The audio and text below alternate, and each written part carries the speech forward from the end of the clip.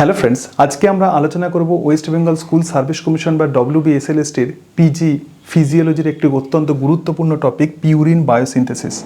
দেখো, তোমরা যদি 9-10 লেভেল এবং পিজি লেভেলের সিলেবাস অ্যানালাইসিস করো, দেখবে যে কার্বোহাইড্রেট মেটাবলিজম প্রধানত 9-10 লেভেলে স্ট্রেস দেওয়া হয়েছে, অর্থাৎ glycolysis, Krebs cycle, electron transport system ইত্যাদি বিষয়ে স্ট্রেস দেওয়া হয়েছে। তো পিজি লেভেলেও এই সমস্ত টপিক আছে। এর সাথে সাথে পিজি লেভেলে বায়োকেমিস্ট্রিতে আরও কিছু এক্সট্রা টপিক আছে যেগুলো অত্যন্ত বোঝার, এবং ম্যাক্সিমাম স্টুডেন্টস প্রধানত এই অংশগুলো ইগনোর করে। সেই জন্যই বায়োকেমিস্ট্রির এই পোর্শন আমি শুরু করেছি। যেমন তোমাদের আছে hexose monophosphate shunt pathway, already আমি আলোচনা করেছি। তার সঙ্গে সঙ্গে আছে কোলেস্টেরল বায়োসিনথেসিস, তার সাথে সাথে আছে metabolic regulation, purine pyrimidine biosynthesis, beta oxidation of fatty acid. তো এই পোর্শনগুলো কিন্তু খুব ভালোভাবে বুঝতে হবে। দেখো, পিউরিন বায়োসিনথেসিস অত্যন্ত কনসেপচুয়াল একটা টপিক, এবং পিউরিন বায়োসিনথেসিস বিভিন্ন স্টেজে প্রধানত হয়। যেমন ডিনোভো সিনথেসিস যেমন আমরা আলোচনা করব, তার সঙ্গে সঙ্গে স্যালভেজ পাথওয়ে, এবং পিউরিন বায়োসিনথেসিসকে কন্ট্রোল করার জন্য কিছু ইনহিবিটর কাজ করে। দেখো, পিউরিন প্রধানত ডিএনএর অত্যন্ত গুরুত্বপূর্ণ উপাদান। আমরা জানি যে অ্যাডিনিন, গুয়ানিন এই দুটোকেই প্রধানত পিউরিন বলা হয়, যেটা ডাবল লিঙ্ক বেস। তাহলে যখন ক্যান্সারাস কোনো সেল হয়, তো সেই ক্যান্সারাস সেল সবসময় চায় ডিএনএ রেপ্লিকেশন ঘটাতে, মানে ডিএনএ তৈরি করতে, সিনথেসিস করতে। তাহলে সেই ক্যান্সারকে প্রিভেন্ট করার জন্য কিছু ইনহিবিটর কাজে লাগে। তো সেগুলো সম্পর্কেও আলোচনা করবে। যেমন মিথোট্রেক্সেট ড্রাগ এক্ষেত্রে ইউজ করা হয়। প্রধানত ডিএনএ এবং আরএনএ এই দুটোর মধ্যেই কিন্তু পিউরিন বেস হিসাবে অ্যাডিনিন অ্যান্ড গুয়ানিন থাকে। So both DNA and RNA rely on the exact same purine basis. DNA এবং আরএনএতে কিন্তু সেম কাইন্ডের পিউরিন থাকে, একটা অ্যাডিনিন এবং আর একটা হচ্ছে গুয়ানিন। এখন এই যে পিউরিন বায়োসিনথেসিস কোথায় হয়? পিউরিন বায়োসিনথেসিস প্রধানত হয় লিভারে। দেখো, the intricate purine ring structure, মানে পিউরিন যেটা ডাবল রিং স্ট্রাকচার যেটা বললাম, এটার সিনথেসিস কোথায় হচ্ছে? এই পিউরিন রিংয়ের সিনথেসিস যেখানে হচ্ছে, তো সেটাই হচ্ছে লিভারে। এখন ঘটনা হচ্ছে, লিভারের মধ্যে যদি পিউরিনের কোনো মেটাবলিজমে যদি প্রবলেম হয়, তাহলে সেই পিউরিন থেকে অনেক সময় আমরা ইউরিক অ্যাসিড পাই, এবং সেই ইউরিক অ্যাসিড অত্যন্ত গুরুত্বপূর্ণ কজ অফ গাউট, মানে আমরা যে বাত বলি, সেই বাতের অত্যন্ত গুরুত্বপূর্ণ কারণ হচ্ছে ইউরিক অ্যাসিড তৈরি। তো পিউরিনের মেটাবলিজম লিভারের মধ্যে যদি কোনোভাবে প্রবলেম হয় পিউরিনের মেটাবলিজমে, তাহলে কিন্তু এই ইউরিক অ্যাসিড তৈরি হয়। দেখো, পিউরিন বায়োসিনথেসিস পড়ার আগে প্রথমেই আমাদেরকে জানতে হবে যে পিউরিন বায়োসিনথেসিসের আমাদের টার্গেটটা কি। This is very very important. তোমরা জানো যে যখন ডিএনএ রেপ্লিকেশন হয়, তো রেপ্লিকেশনের সময় প্রধানত ডিঅক্সি অ্যাডিনোসিন ট্রাইফসফেট এবং ডিঅক্সি গুয়ানোসিন ট্রাইফসফেট প্রধানত ইউজ হয়। তাহলে পিউরিন বায়োসিনথেসিসে প্রথমে কিন্তু অ্যাডিনোসিন মোনোফসফেট তৈরি হয়। এখানে কিন্তু ডিঅক্সি নয়, এখনও ডিঅক্সি নয়, মানে অ্যাডিনোসিন মোনোফসফেট এবং তার সঙ্গে সঙ্গে গুয়ানোসিন মোনোফসফেট তৈরি হয়। প্রথমে তোমাদেরকে বুঝতে হবে যে অ্যাডিনোসিন মোনোফসফেট কীভাবে তৈরি হচ্ছে এবং গুয়ানোসিন মোনোফসফেট কীভাবে তৈরি হচ্ছে। যখনই এই অ্যাডিনোসিন মোনোফসফেট এবং গুয়ানোসিন মোনোফসফেটের সিনথেসিসের প্রসেস যখন তুমি বুঝতে পারবে, তখন এই অ্যাডিনোসিন মোনোফসফেট থেকে সহজেই কিন্তু আমরা অ্যাডিনোসিন ট্রাইফসফেট পাবো। কীভাবে? অ্যাডিনোসিন মোনোফসফেটের সঙ্গে যদি একটা ফসফেট গ্রুপ লাগিয়ে দিই, তাহলে অ্যাডিনোসিন ডাইফসফেট তৈরি হবে। আবার অ্যাডিনোসিন ডাইফসফেটে যদি আমরা আর একটা ফসফেট গ্রুপ দিয়ে দিই, তাহলে অ্যাডিনোসিন ট্রাইফসফেট তৈরি হবে, which will be used during replication process, right? আবার অ্যাডিনোসিন এক্ষেত্রে গুয়ানোসিন মোনোফসফেট যে আছে, এই গুয়ানোসিন মোনোফসফেটে যদি আমরা একটা ফসফেট গ্রুপ লাগিয়ে দিই, তাহলে আমরা সহজেই কিন্তু গুয়ানোসিন ডাইফসফেট পাবো, এবং গুয়ানোসিন ডাইফসফেটে যদি আর একটা ফসফেট গ্রুপ লাগিয়ে দিই, তাহলে আমরা গুয়ানোসিন ট্রাইফসফেট পাবো, যেগুলো প্রধানত রেপ্লিকেশনে ব্যবহৃত হয়। গুয়ানোসিন বা অ্যাডিনোসিন ট্রাইফসফেট বা গুয়ানোসিন ট্রাইফসফেট না বলে আমরা বলবো যে ডিঅক্সি অ্যাডিনোসিন ট্রাইফসফেট এবং ডিঅক্সি গুয়ানোসিন ট্রাইফসফেট, যেগুলো ডিএনএ রেপ্লিকেশনে ব্যবহৃত হয়। তাহলে পিউরিন বায়োসিনথেসিস বুঝতে গেলে প্রথম তোমাকে যে টার্গেট করতে হবে সেটা হচ্ছে অ্যাডিনোসিন মোনোফসফেট কীভাবে তৈরি হয়, এবং তার সঙ্গে সঙ্গে অ্যাডিনোসিন বা গুয়ানোসিন মোনোফসফেট কীভাবে তৈরি হয়। এরপরে এই অ্যাডিনোসিন মোনোফসফেট এবং গুয়ানোসিন মোনোফসফেট থেকে কীভাবে ট্রাইফসফেট তৈরি হয়, সেটা বুঝলেই পিউরিন বায়োসিনথেসিস কমপ্লিট হয়ে যাবে, একদম কনসেপশন আমাদের ক্লিয়ার হয়ে যাবে। আমরা প্রধানত পিউরিন বায়োসিনথেসিসে এটা তোমাকে টার্গেট রাখতে হবে যে কিভাবে এই ট্রাইফসফেট তৈরি হয়, অ্যাডিনোসিন ট্রাইফসফেট কিভাবে তৈরি হয় এবং গুয়ানোসিন ট্রাইফসফেট কিভাবে তৈরি হয়। এটা আমাদের মেন টার্গেট। আমরা ধীরে ধীরে এই লক্ষ্যতে পৌঁছবো, কিভাবে অ্যাডিনোসিন ট্রাইফসফেট তৈরি হচ্ছে এবং কিভাবে গুয়ানোসিন ট্রাইফসফেট তৈরি হচ্ছে। এবং যেহেতু ডাবল রিং বেস, এখানে দুটো রিং দেখতে পাচ্ছ, এটা একটা রিং আছে এবং তার সঙ্গে সঙ্গে এখানে আর একটা রিং আছে। So this double ring base, এবং এই ডাবল রিং বেসের মধ্যে কার্বন থাকে এবং তার সঙ্গে সঙ্গে নাইট্রোজেন থাকে, ঠিক আছে? তো এই যে কার্বন এবং নাইট্রোজেনের সোর্স কিন্তু ডিফারেন্ট টাইপের কম্পাউন্ড। আবার বলছি পিউরিন যে ডাবল রিং বেস সেখানে কার্বন থাকে এবং নাইট্রোজেন থাকে, এই কার্বন এবং নাইট্রোজেনের যে সোর্স সেগুলো কিন্তু ডিফারেন্ট রকমের যৌগ, এবং যখন বায়োসিনথেসিস হবে প্রত্যেকটা স্টেপে এই সমস্ত কম্পাউন্ডগুলো অ্যাড হবে, অর্থাৎ তারা সোর্স হিসাবে কাজ করবে এই কার্বন এবং নাইট্রোজেনের। যেমন প্রথমেই দেখতে পাচ্ছ যে N1, তো N1-এর যে সোর্স সেটা হলো অ্যাসপার্টিক অ্যাসিড বা অ্যাসপার্টেট।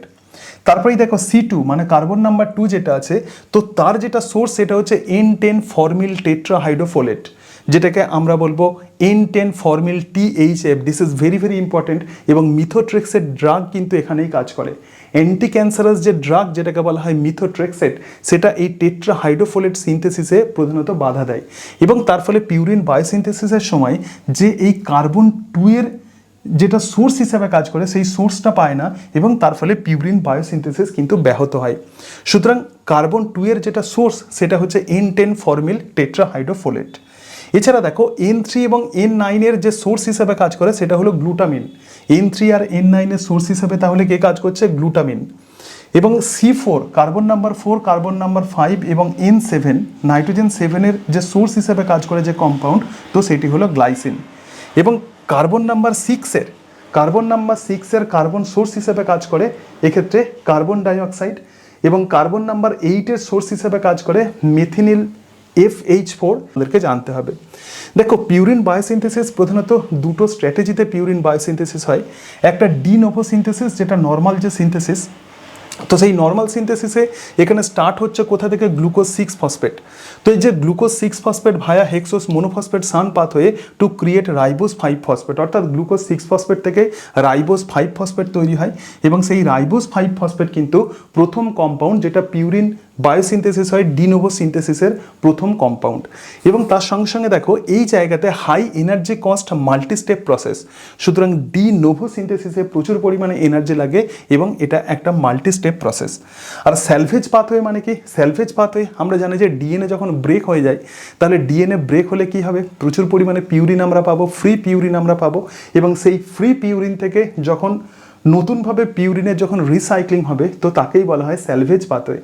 সো এটা হচ্ছে নেচারস রিসাইক্লিং প্রসেস, এবং origin synthesised from the degraded DNA molecule or the free purine, এবং কস্টকে এটা highly efficient and done in a single step reaction.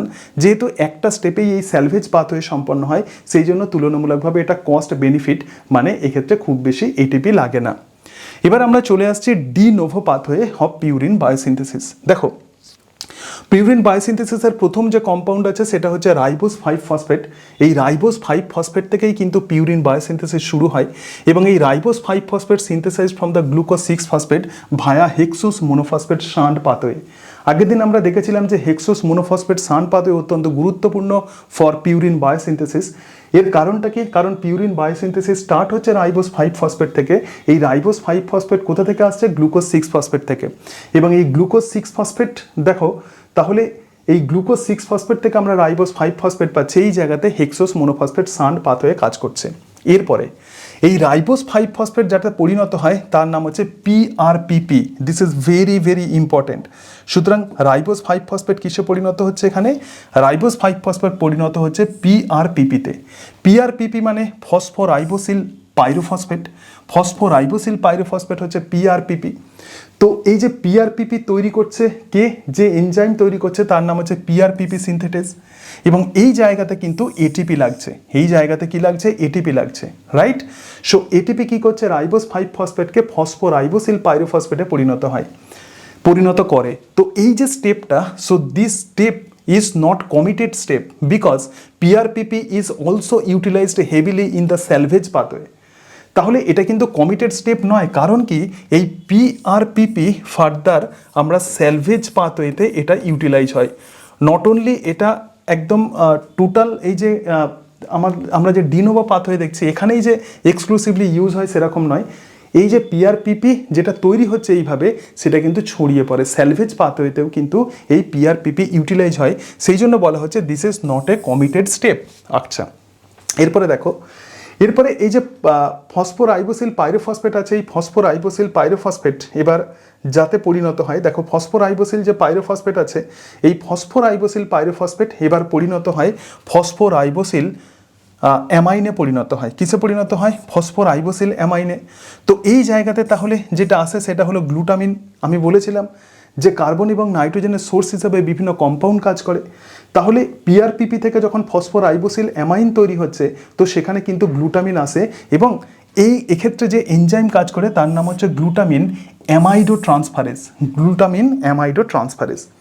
তো এই ফসফোরাইবোসিল অ্যামাইন এরপর যাতে পরিণত হয় সেটি হলো গ্লাইসিনামাইড রাইবোসিল 5 ফসফেট বা GAR। তো এক্ষেত্রে কিন্তু যার আবার এন্ট্রি হয় তো সেটাই হলো গ্লাইসিন ইন, এবং তার সঙ্গে সঙ্গে এটিপি এক্ষেত্রে ইউটিলাইজ হয়। গ্লাইসিনামাইড রাইবোসিল 5 ফসফেট বা GAR তৈরি হলো।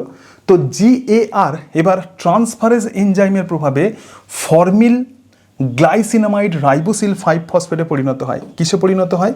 ফর্মিল গ্লাইসিনামাইড রাইবোসিল 5 ফসফেটে পরিণত হয়। এবং এই জায়গাতে যে এনজাইম কাজ করছে সেটা ট্রান্সফারেজ, এবং এখানে যার হয় সেটা হলো N10 ফর্মিল টেট্রাহাইড্রোফোলেট। এখন এই যে N10 ফর্মিল টেট্রাহাইড্রোফোলেট যেটা ইউটিলাইজ হচ্ছে এই স্টেপে গ্লাইসিনামাইড রাইবোসিল 5 ফসফেট থেকে ফর্মিল গ্লাইসিনামাইড রাইবোসিল 5 ফসফেট তৈরি করছে, তার মানে এর সঙ্গে ফর্মিল গ্রুপ যুক্ত হচ্ছে। তো এই টেট্রাহাইড্রোফোলেটের সিনথেসিসকে যদি আমরা কোনোভাবে বন্ধ করতে পারি তাহলে কিন্তু পিউরিন বায়োসিনথেসিস আর ঠিকঠাকভাবে হবে না। এবং এই জায়গাতেই যে অ্যান্টি ক্যান্সারাস যে ড্রাগ কাজ করে তো তার নাম হলো মিথোট্রেক্সেট। তার নাম কি? মিথোট্রেক্সেট। ঠিক আছে? এবং এইভাবে এই মিথোট্রেক্সেট ড্রাগ প্রধানত পিউরিন বায়োসিনথেসিসে বাধা দেয়। এরপরে আরও কিছু স্টেপ আছে। এতক্ষণ পর্যন্ত আমরা 4টে স্টেপ দেখেছি। এরপরে আর একটা 5 নাম্বার স্টেপ আছে, 6 নাম্বার স্টেপ আছে, 7 নাম্বার স্টেপ আছে, 8 নাম্বার স্টেপ আছে, এবং তারপরে 9 নাম্বার স্টেপ আছে। এবং 10 নাম্বার স্টেপে যেটা হবে সেখানে কি তৈরি হচ্ছে? অ্যামাইনো ইমিডাজল কার্বক্সিমাইড রাইবোটাইড অর্থাৎ আইসার তৈরি হচ্ছে। 9 নাম্বার স্টেপ থেকে 10 নাম্বার স্টেপে বাকি স্টেপগুলো আর অত মনে না রাখলেও চলবে, যেগুলো ইম্পর্টেন্ট স্টেপ আমি সেগুলোই লিখেছি। এবং এই আইসারের থেকে আবার FAICAR মানে ফর্মিল আইসার আবার তৈরি করছে। তাহলে যেখানেই ফর্মিল থাকবে জানবে যে সেখানে N10 ফর্মিল টেট্রাহাইড্রোফোলেট ইউটিলাইজ হবে। সুতরাং FAICAR তৈরি হচ্ছে, এবং এই ফর্মিল আইসার থেকে এবার যেটা তৈরি হয় সেটা হচ্ছে ইনোসিন 5 প্রাইম মোনোফসফেট IMP তৈরি হচ্ছে। কি তৈরি হচ্ছে? Inosine 5 prime monophosphate. The common ancestor inosine 5 prime monophosphate is the branching point for both adenine and guanine pathway। অর্থাৎ এখনো পর্যন্ত এরপরে আমরা দেখব যে অ্যাডেনিন কিভাবে তৈরি হচ্ছে, গুয়ানিন কিভাবে তৈরি হচ্ছে। সুতরাং এই ইনোসিন মোনোফসফেট যেটা তৈরি হচ্ছে এবার সেটা ব্রাঞ্চিং হয়ে যায়, মানে এই ইনোসিন মোনোফসফেট থেকেই অ্যাডেনিন এবং গুয়ানিন তৈরি হয়। সুতরাং আমরা যেটা দেখছি প্রধানত সেটা হচ্ছে আমাদের ডিনোভো পাথওয়ে। তো ডিনোভো পাথওয়েতে আমরা দেখে নিলাম যে কিভাবে ইনোসিন 5 প্রাইম মোনোফসফেট তৈরি হচ্ছে। এবার এই 5 প্রাইম মোনোফসফেট থেকে এবার কি তৈরি হবে? অ্যাডেনিন এবং গুয়ানিন যেটা বললাম এই জায়গাতে কিন্তু পাথওয়েটা ব্রাঞ্চিং হয়ে যাচ্ছে। দেখো ইনোসিন 5 প্রাইম মোনোফসফেট এখানে যদি অ্যাসপার্টেট চলে আসে এবং জিটিপি যদি ইন হয় তাহলে সেখান থেকে যেটা তৈরি হবে সেটা হচ্ছে অ্যাডিনিল সাকসিনেট। এরপরে এই অ্যাডিনিল সাকসিনেট থেকে কি তৈরি হবে? অ্যাডিনোসিন মোনোফসফেট। কি তৈরি হবে? অ্যাডিনোসিন মোনোফসফেট। এখানে যে এনজাইম কাজ করবে তার নাম হচ্ছে অ্যাডেনোসিল সাকসিনেস, এক্ষেত্রে কাজ করছে। আবার দেখো আর একটা স্টেপে যদি এনএডি এখানে আসে, এনএডি থেকে NADH প্লাস H প্লাস তৈরি হয়। সুতরাং ইনোসিন মোনোফসফেট এবার জ্যান্থোসিন মোনোফসফেটে পরিণত হবে, এবং এই জ্যান্থোসিন মোনোফসফেটের সঙ্গে আবার গ্লুটামিন আসবে এবং তার সঙ্গে সঙ্গে এটিপি ইউটিলাইজ হবে, এবং এই জায়গাটায় সিনথেটেস এনজাইম কাজ করে এবং সেখান থেকে আমরা পাবো গুয়ানোসিন মোনোফসফেট। তাহলে আমরা পেয়ে গেলাম অ্যাডেনোসিন মোনোফসফেট এবং গুয়ানোসিন মোনোফসফেট। কিন্তু আরএনএর মধ্যে আমরা প্রধানত আমরা এই অ্যাডেনোসিন মোনোফসফেট বা অ্যাডেনোসিন বা গুয়ানোসিন মোনোফসফেট আমরা পাই, কিন্তু ডিএনএর মধ্যে আমরা কি পাই? ডিঅক্সি অ্যাডেনোসিন মোনোফসফেট এবং ডিঅক্সি গুয়ানোসিন মোনোফসফেট।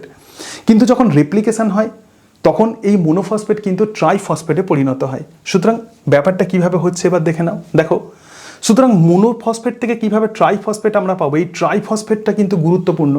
তো কনসেপ্ট যেটা সেটা হচ্ছে অ্যাডিনোসিন মোনোফসফেট। তো অ্যাডিনোসিন মোনোফসফেটের ওপরে যে এনজাইম কাজ করছে সেটা হলো কাইনেজ, আমরা জানি যে কাইনেজ সবসময় কী করে, কোনো সাবস্ট্রেটের সঙ্গে ফসফেট গ্রুপ যুক্ত করে। তাহলে অ্যাডিনোসিন মোনোফসফেটে যখন কাইনেজ এনজাইম কাজ করছে তখন সেটা কি হচ্ছে, অ্যাডিনোসিন ডাইফসফেটে পরিণত হচ্ছে। অ্যাডিনোসিন ডাইফসফেটে আবার কাইনেজ এনজাইম কাজ করছে, তাহলে সেটা কিসে পরিণত হচ্ছে, অ্যাডিনোসিন ট্রাইফসফেটে। এবং এই অ্যাডিনোসিন ট্রাইফসফেট আরএনএতে ইউজ হয়, এটা কিন্তু ডিএনএতে ইউজ হবে না। আরএনএ সিনথেসিসের সময় ইউজ হবে, ডিএনএ সিনথেসিসের সময় ডিঅক্সি অ্যাডিনোসিন ট্রাইফসফেট এক্ষেত্রে ইউজ হবে। কিভাবে তৈরি হয় সেটা আমরা দেখব। সুতরাং আমরা দেখলাম যে আরএনএর যে সোর্স সেটা কিন্তু তৈরি হয়ে গেল, আরএনএর অ্যাডিনিনের সোর্স এইভাবে তৈরি হয়ে যাচ্ছে। আবার দেখো গুয়ানোসিন যে মোনোফসফেট, এর ওপর যদি কাইনেজ এনজাইম কাজ করে তাহলে এখানে ফসফেট গ্রুপ যুক্ত হবে, গুয়ানোসিন ডাইফসফেট। এবং আবার কাইনেজ এনজাইম এখানে কাজ করছে, মানে গুয়ানোসিন ডাইফসফেটে ফসফেট গ্রুপ যুক্ত হচ্ছে, তার ফলে গুয়ানোসিন ট্রাইফসফেট তৈরি হচ্ছে। তাহলে এখনো পর্যন্ত আমরা আরএনএর সোর্স পেয়ে গেলাম। কার সোর্স পেলাম, আরএনএর সোর্স। তো এই ট্রাইফসফেটকে এবার কি হতে হবে, বা অ্যাডিনোসিন এবং গুয়ানোসিনকে এখানে কিন্তু ডিঅক্সি অ্যাডিনোসিন এবং ডিঅক্সি গুয়ানোসিন তৈরি হতে হবে। সুতরাং আরএনএর যে পিউরিনের বায়োসিনথেসিস সেটা আমরা পেয়ে গেলাম, এই জায়গাটা কিন্তু ভালোভাবে বুঝতে হবে, ঠিক আছে? সেই জন্য আমি বারবার বলছি। এবার দেখো এই যে অ্যাডিনোসিন ডাইফসফেট এবং গুয়ানোসিন ডাইফসফেট যেটা আসছে আর কি, যেটা আমরা দেখলাম যে অ্যাডিনোসিন মোনোফসফেটের সঙ্গে কাইনেজ যুক্ত হচ্ছে, তার ফলে অ্যাডিনোসিন ডাইফসফেট তৈরি হচ্ছে। গুয়ানোসিন মোনোফসফেটের সঙ্গে কাইনেজ এনজাইম কাজ করছে, তার ফলে গুয়ানোসিন ডাইফসফেট তৈরি হচ্ছে। এবং যখন অ্যাডিনোসিন ডাইফসফেট এবং গুয়ানোসিন ডাইফসফেট যে জায়গাতে তৈরি হচ্ছে, তো এখানে এবার যে এনজাইম কাজ করছে তার নাম হচ্ছে রাইবো নিউক্লিওটাইড রিডাকটেজ। রিডাকটেজ মানে কি, যেটা রিমুভ করে দিচ্ছে অক্সিজেনকে। তাহলে 2' পজিশন থেকে বা এখানে রিমুভ করে দিচ্ছে অক্সিজেনকে। যদি অক্সিজেনকে রিমুভ করে দেয় তাহলে কি হবে, ডিঅক্সি রাইবো নিউক্লিওটাইড আমরা পাবো। দেখো ডিঅক্সি অ্যাডিনোসিন ডাইফসফেট এবং ডিঅক্সি গুয়ানোসিন ডাইফসফেট আমরা পাবো। এখানে আবার যদি কাইনেজ এনজাইম কাজ করে তাহলে deoxyadenosine triphosphate, deoxyguanosine triphosphate আমরা পেয়ে যাব। So this specific reaction removes an oxygen atom এবং officially switching the building block from the RNA compound to the DNA, ঠিক আছে? তাহলে আরএনএ কম্পাউন্ড যেটা অ্যাডিনোসিন ডাইফসফেট গুয়ানোসিন ডাইফসফেট ছিল, সেটাকে আবার deoxyadenosine diphosphate deoxyguanosine ডাইফসফেটে পরিণত করছে যে এনজাইম, তার নাম হচ্ছে রাইবো নিউক্লিওটাইড রিডাকটেজ, রাইট? আচ্ছা, পরের অংশে আমরা চলে যাই। দেখো সুতরাং আমরা দেখছি যে কিভাবে বায়োসিনথেসিস হচ্ছে, আমরা দেখলাম ডি নোভো পাথওয়েতে কিভাবে বায়োসিনথেসিস হচ্ছে। এরপরে আমরা যেটা দেখব সেটা হচ্ছে স্যালভেজ পাথওয়ে। তো স্যালভেজ পাথওয়ে হচ্ছে নেচারস রিসাইক্লিং প্রসেস। দেখো a small but vital portion of the nucleotide are synthesized directly from the degraded DNA molecule. তো ডিএনএ মলিকুল যদি ভেঙে যায় তাহলে কি হবে, সেখান থেকে ফ্রি আমরা পিউরিন পাবো। তো সেই ফ্রি পিউরিন থেকে যখন সরাসরি যখন পিউরিন মলিকুল তৈরি হচ্ছে তখন সেই পাথওয়েকে আমরা বলবো স্যালভেজ পাথওয়ে।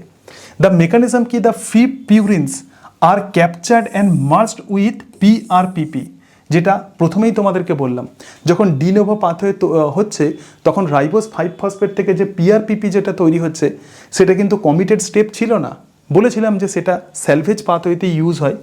সুতরাং এক্ষেত্রে free purine are capture and merged with PRPP, তার মানে ফ্রি পিউরিন এবার পিআরপিপির সঙ্গে যুক্ত হয়।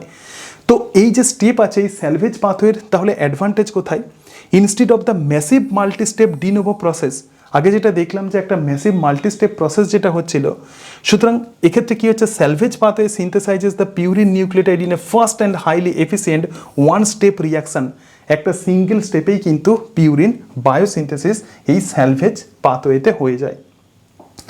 তো স্যালভেজ পাথওয়ে তাহলে কিভাবে সম্পন্ন হয়, দেখো অ্যাডেনিন যেটা তৈরি হচ্ছে, তাহলে এই অ্যাডেনিনের সঙ্গে কে যুক্ত হচ্ছে, এখানে আমরা দেখছি যে পিআরপিপি যুক্ত হচ্ছে। দেখো পিআরপিপি যুক্ত হয়ে এখান থেকে কিন্তু অ্যাডিনোসিন মোনোফসফেট ডিরেক্টলি তৈরি হচ্ছে। ফ্রি পিউরিন মানে কি, ফ্রি পিউরিন মানে হচ্ছে অ্যাডেনিন এবং ফ্রি পিউরিন মানে হলো গুয়ানিন, রাইট?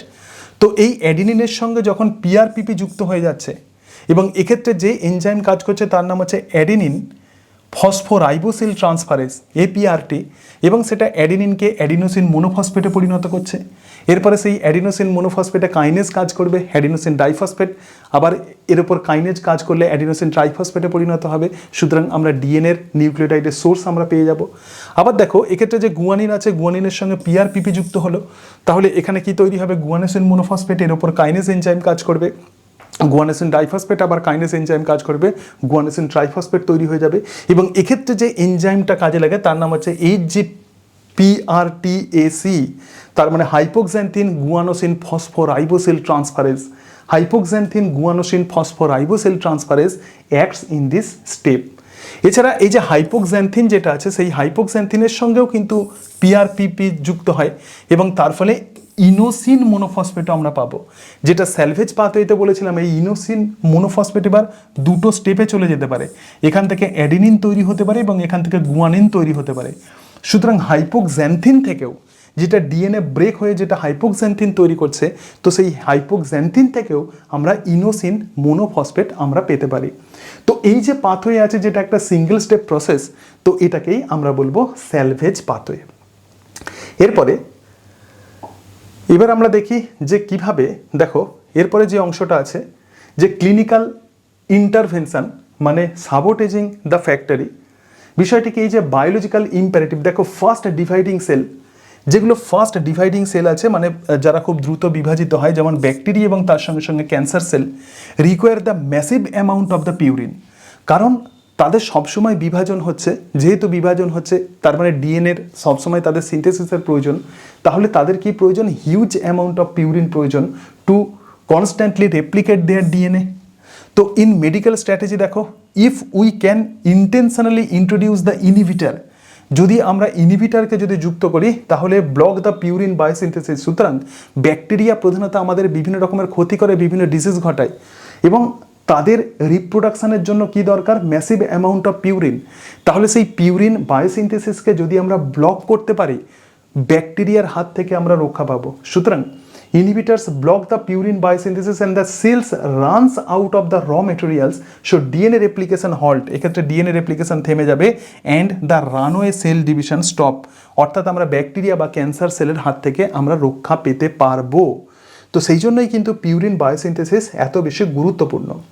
তো এক্ষেত্রে এবার দেখো যে কোন টাইপের ড্রাগ আমরা ইউজ করতে পারি। দেখো পিউরিন বায়োসিনথেসিস যে ইনহিবিটার্স আছে, তাহলে ব্যাকটেরিয়ার ক্ষেত্রে দু ধরনের সেল আমরা দেখলাম, একটা হচ্ছে ব্যাকটেরিয়াল সেল এবং তার সঙ্গে সঙ্গে ক্যান্সারাস সেল। তো ব্যাকটেরিয়ার ক্ষেত্রে এক্ষেত্রে পিউরিন বায়োসিনথেসিস ব্যাহত করা হয় বা ইনহিবিটর হিসেবে কাজ করে যেটা, সেটা হলো সালফার ড্রাগ মানে সালফোনামাইড। সালফার ড্রাগ মানে কি? একটা এক্সাম্পল হচ্ছে সালফোনামাইড। এই সালফোনামাইডের ফাংশন কি? Slows the purine pathway by limiting tetrahydrofolate. তাহলে টেট্রাহাইড্রোফোলেটের সাপ্লাইকে বন্ধ করে দিচ্ছে কে? এই sulphur drug. So this will kill bacteria, এটা কিন্তু ব্যাকটেরিয়াকে কিল করতে পারে, কিন্তু মানুষের ক্ষেত্রে এই সালফার ড্রাগ কাজ করতে পারে না। কেন? কারণ humans don't synthesise the folic acid. Folic acid মানুষ কিন্তু ফলিক অ্যাসিড তৈরি করতে পারে না, সেটা বাইরে থেকে সেটাকে নিতে হয়। So sulphur drug do not interfere with our own purine biosynthesis. তাহলে মিথোট্রেক্সেট ড্রাগ মানুষের ক্ষেত্রে তাহলে কোন ড্রাগ আমরা ইউজ করব? Methotrexate. So methotrexate inhibit the reduction of the dihydrofolate to tetrahydrofolate. Dihydrofolate থেকে মানুষের ক্ষেত্রে টেট্রাহাইড্রোফোলেট তৈরি হয়। কি তৈরি হয়? টেট্রাহাইড্রোফোলেট। এবং টেট্রাহাইড্রোফোলেট পিউরিন বায়োসিনথেসিসে ব্যবহৃত হয়। তো সেই ডাইহাইড্রোফোলেট থেকে এই যে টেট্রাহাইড্রোফোলেট তৈরি হচ্ছে, এটার সিনথেসিসকে যদি আমরা কোনোভাবে ইনহিবিট করতে পারি তাহলে পিউরিন বায়োসিনথেসিসও কিন্তু এক্ষেত্রে ইনহিবিটেড হবে। So this limits tetrahydrofolate slowing the purine biosynthesis and the DNA replication. So this used aggressively to treat the cancer. Cancer রোগের ট্রিটমেন্টে এই মিথোট্রেক্সের ড্রাগ ব্যবহার করা হয়। এছাড়া দেখো 6 মার্কাপটোপিউরিন, তার সঙ্গে সঙ্গে অ্যাজাসেরিন, তার সঙ্গে সঙ্গে mycophenolic acid. So direct structural analogue or inhibitor of the specific biosynthesis enzyme, অর্থাৎ যে সমস্ত পিউরিন বায়োসিনথেসিসে যে ডিফারেন্ট টাইপের এনজাইমস কাজ করছে, তো তাদের ইনহিবিটার হিসেবে কারা কাজ করবে? যেমন 6 মার্কাপটোপিউরিন, অ্যাজাসেরিন এবং তার সঙ্গে সঙ্গে মাইকোফেনোলিক অ্যাসিড। সুতরাং এরা এনজাইমের ইনহিবিটার হিসেবে কাজ করে এবং used as the immunosuppressant and the chemotherapeutics drug, right? আচ্ছা, এবার নেক্সট অংশে আমরা চলে আসি। দেখো যেটা প্রধানত সামারি আছে।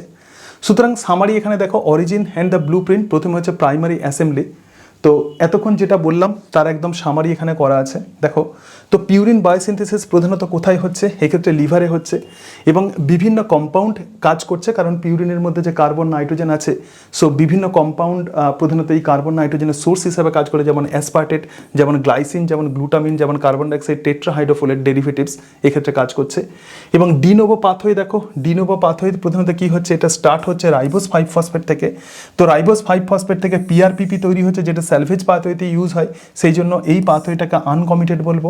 এখান থেকে দেখো পিআরপিপি থেকে এক্ষেত্রে কি হচ্ছে, ইনোসিন মোনোফসফেট তৈরি হচ্ছে, এবং ইনোসিন মোনোফসফেট থেকে অ্যাডিনোসিন এবং গুয়ানোসিন মোনোফসফেট তৈরি হয়ে যাবে, যেটা বলছিলাম যে ইনোসিন মোনোফসফেট এবার ব্রাঞ্চিং হয়ে যাবে তার পাথওয়েটা, ঠিক আছে। তো এক্ষেত্রে কিন্তু প্রচুর পরিমাণে এনার্জি লাগে, সো হাই এনার্জি কস্ট। আর স্যালভেজ পাথওয়ে তাহলে কি হচ্ছে, এক্ষেত্রে একটা one step process salvage pathway, এবং অ্যাডেনিন, হাইপোক্স্যান্থিন এবং গুয়ানিন মাস্ট উইথ পিআরপিপি, ঠিক আছে। তার মানে কি ডিএনএ ভেঙে যাচ্ছে এবং ডিএনএ ভেঙে গিয়ে অ্যাডেনিন, হাইপোক্স্যান্থিন, গুয়ানিন তৈরি হচ্ছে, তার সঙ্গে যদি পিআরপিপি তৈরি হয় তাহলে সেখান থেকে আমরা অটোমেটিক্যালি এই অ্যাডেনিন, গুয়ানিন ইত্যাদি আমরা এগুলো পেয়ে যাব। এবং ক্লিনিক্যাল ইমপ্লিকেশনস দেখো, যেটা বলছিলাম যে targeting and the blocked. So এক্ষেত্রে আমরা যেটা দেখলাম সেটা হচ্ছে মিথোট্রেক্সের ড্রাগ কীভাবে কাজ করে এবং তার সঙ্গে সঙ্গে সালফার ড্রাগ কীভাবে কাজ করে, যেগুলো ব্যাকটেরিয়া এবং ক্যান্সার সেলের রেপ্লিকেশনকে প্রধানত বাধা দেয়। তো এই বিষয়গুলোই তোমাদের পিউরিন বায়োসিনথেসিসে পড়তে হবে। দেখো অনেকে ভাবে যে পিউরিন বায়োসিনথেসিস ইগনোর করে যাব, but this is very very important in examination point of view. কারণ কি, কারণ ব্যাকটেরিয়াকে ট্রিট করতে গেলে, ব্যাকটেরিয়াকে কন্ট্রোল করতে গেলে পিউরিন বায়োসিনথেসিসের কনসেপ্ট আমাদের যেমন রাখতে হবে, তার সঙ্গে সঙ্গে ক্যান্সার সেলের ট্রিটমেন্টে মিথোট্রেক্সের ড্রাগ কোথায় ইউজ হচ্ছে, কি কাজ করছে, সালফার ড্রাগ কোথায় ইউজ হচ্ছে, তারা কিভাবে কাজ করছে, সেটা কিন্তু ভালোভাবে বুঝতে হবে। আজকে তাহলে এই পর্যন্তই। এর পরের দিন আমরা আলোচনা করব beta oxidation of fatty acid. সকলে ভালো থেকো, thank you and that's it.